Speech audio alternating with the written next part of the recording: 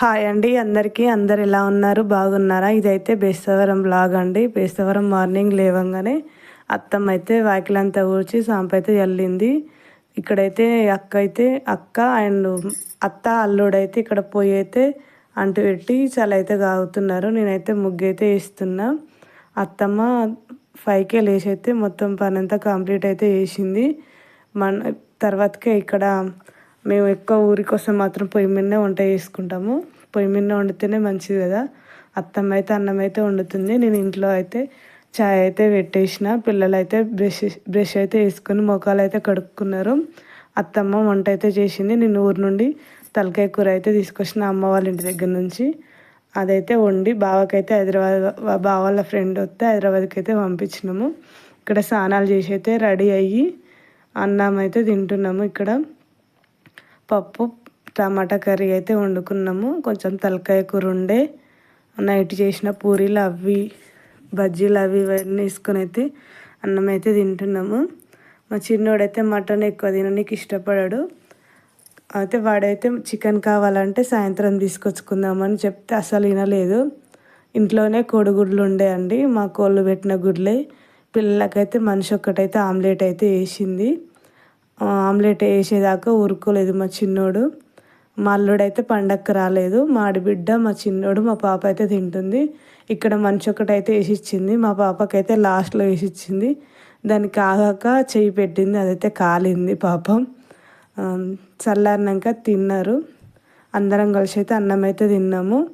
ఇక్కడ సాయంత్రం అయితే మేము హైదరాబాద్కి వెళ్తామని చెప్పినాం కదా, అక్కను కూడా తీసుకెళ్ళడానికి అయితే అన్న అయితే వచ్చిండు.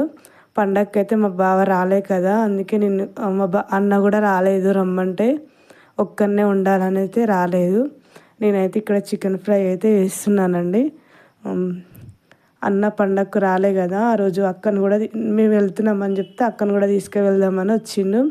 బయట అక్క కోసం అయితే బోంది అయితే చేస్తుంది అత్తమ్మ మిక్చర్. తర్వాతకి అన్నం అయితే అందరం కలిసి అయితే అన్నం అయితే తిన్నాము. వంటలన్నీ కంప్లీట్ అయినాయి.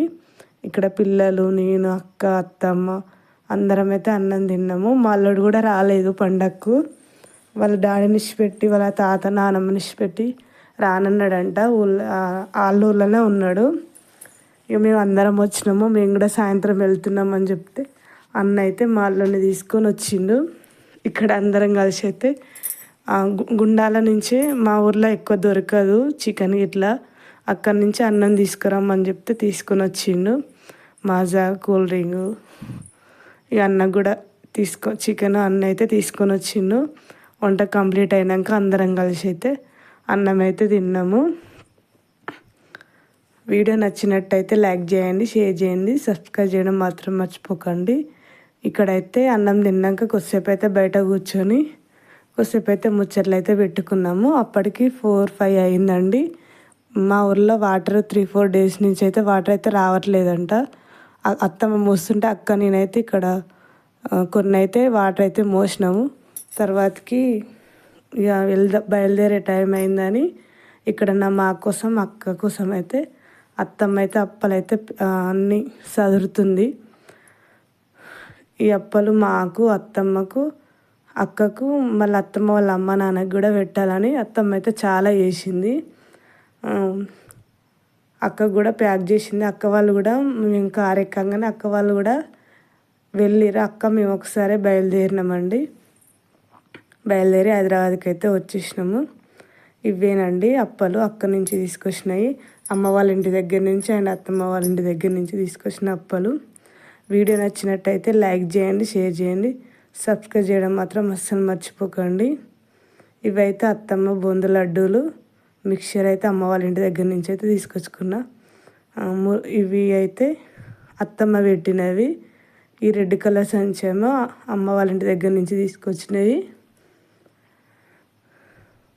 అరిసెలు అత్తమ్మ వాళ్ళు చేసి అయితే ఖరాబ్ అయినాయంట, మంచిగా రాలేదంట. ఇవైతే అమ్మ వాళ్ళు చేసినాయి, అమ్మ వాళ్ళ ఇంటి దగ్గర చేసినాయి. ఈ లడ్డూలు అత్తమ్మ చేసినాయి.